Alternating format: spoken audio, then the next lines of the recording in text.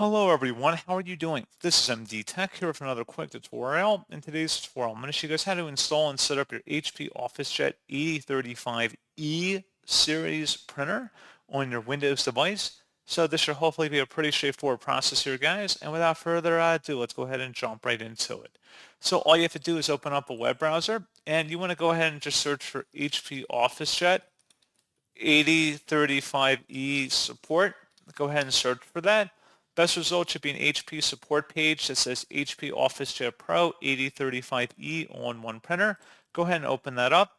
And then on this page, underneath the support categories, you want to select software and drivers. And then scrolling down again, you want to select the HP Easy Start Printer Setup software and the download button for that. And then once it's downloaded, go ahead and open up that file and then allow it to extract.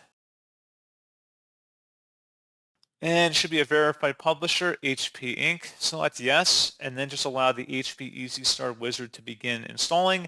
And you may need to configure certain things depending on the features you want to use of your printer, whether you want to use wired or wireless, or if you want to have certain optional analytical data being tracked by HP.